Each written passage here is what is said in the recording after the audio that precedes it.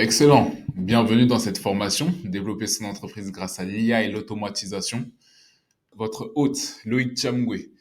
Je suis le fondateur de Tecom Digital, donc c'est une agence qui développe des solutions d'IA et d'automatisation pour les PME. Donc si vous êtes consultant, entrepreneur, ou bien que vous êtes chef d'entreprise et que vous avez déjà des salariés, vous êtes au bon endroit pour en apprendre un peu plus sur ce sujet et comment est-ce que vous pouvez l'appliquer à votre activité à vous.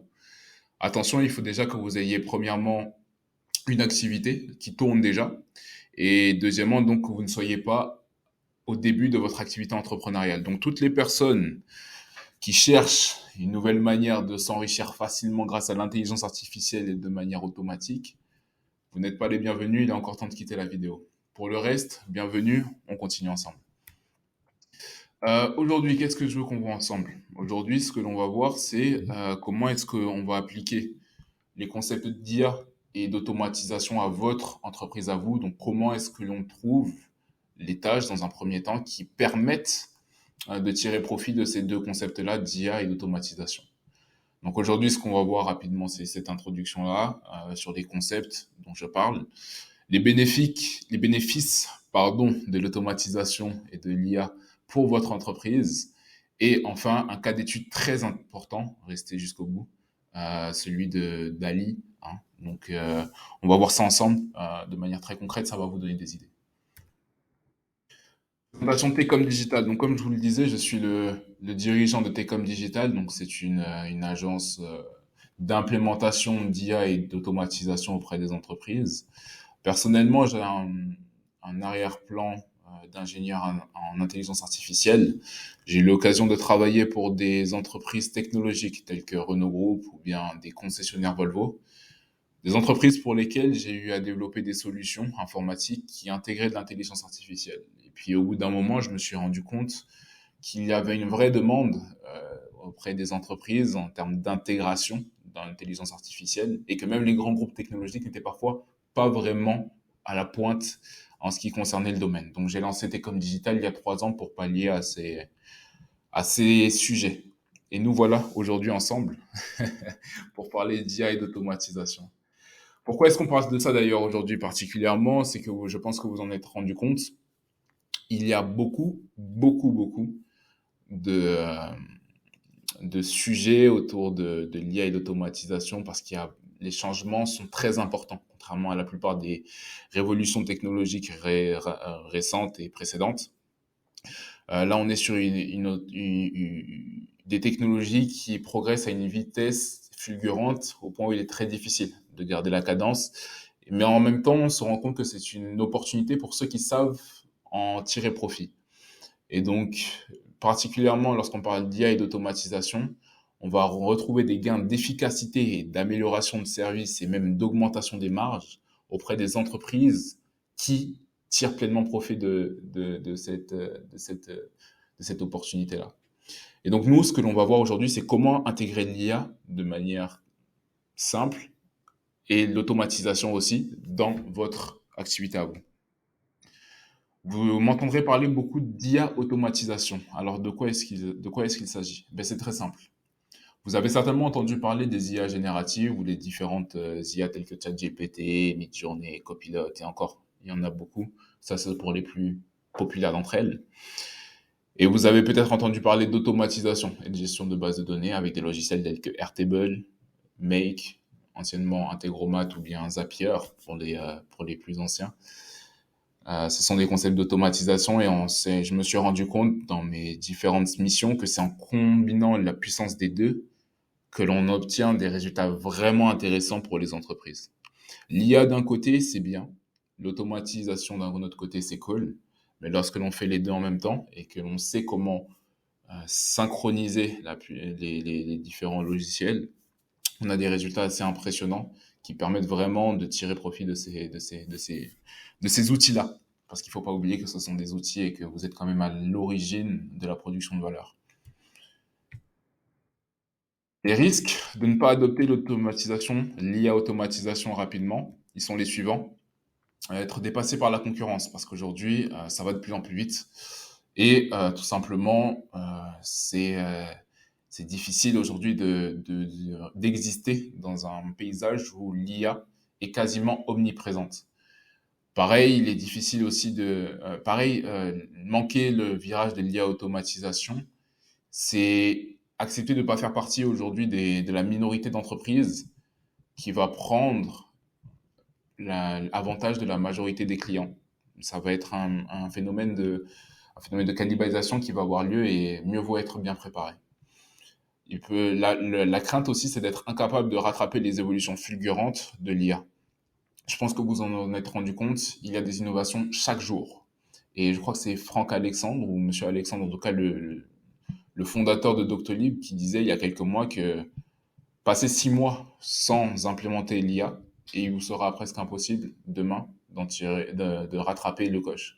Je pense qu'il est peut-être un peu dramatique, mais vous comprenez l'idée.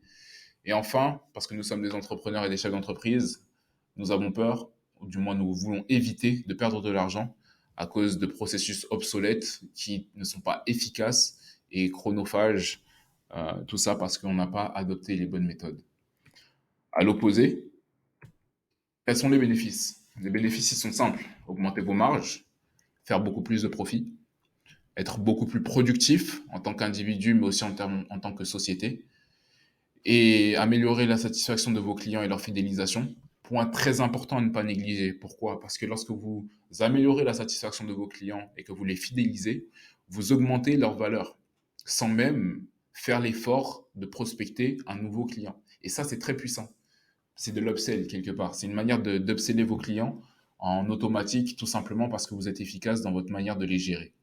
Et enfin, améliorer votre pertinence dans le marché, parce que comme je vous ai dit, votre marché, quelle que soit l'entreprise dans laquelle vous êtes, va être de plus en plus compétitif, et donc il va s'agir d'être le plus pertinent possible, jour après jour, grâce à l'IA et l'automatisation.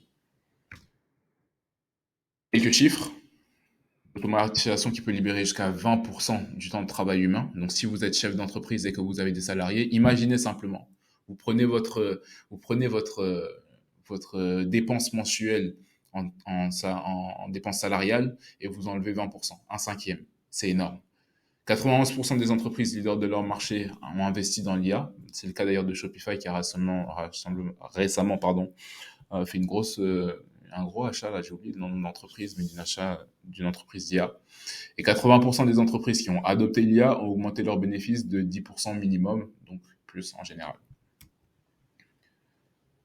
Ok, on rentre dans le vif du sujet. Quelles sont les tâches que l'on peut IA automatiser? Bonjour Loïc, je m'appelle Mathieu, je fais du marketing digital. Quelles sont les tâches que je peux automatiser dans mon agence? Ou bien bonjour, je suis Eric, directeur d'une agence de consulting. Comment est-ce que je peux implémenter l'IA automatisation à mon entreprise? Eh bien, c'est la réponse à laquelle, c'est la réponse qui va être vite répondue. Excusez-moi. C'est la question à laquelle on va répondre rapidement. Euh, il y a une méthode simple pour pouvoir identifier les tâches qui peuvent être automatisées dans votre entreprise, c'est la suivante. Premièrement, créer un tableau Excel, simple, vierge, 3 colonnes. Dans la première, vous allez lister toutes vos tâches.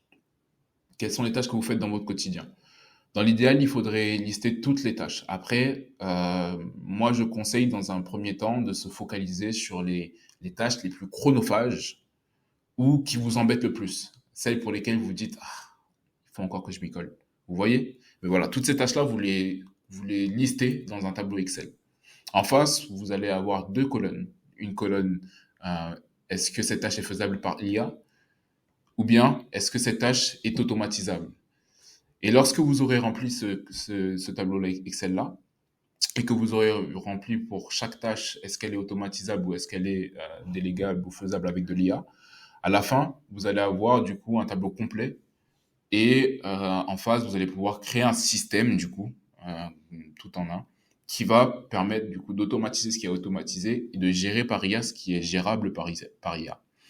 Il n'y a pas vraiment de difficulté à premier abord dans cette démarche-là. Mais en réalité, la petite difficulté, c'est de savoir quelles sont les tâches qui sont réellement automatisables ou non. Ça demande un peu de culture, ça demande un peu de savoir-faire, ça demande un peu d'expérience. Mais voilà, c'est possible et c'est faisable. en faisant aussi quelques recherches de votre côté. Mais ça peut être très vite chronophage si vous savez pas trop de ce à quoi il faut s'attaquer.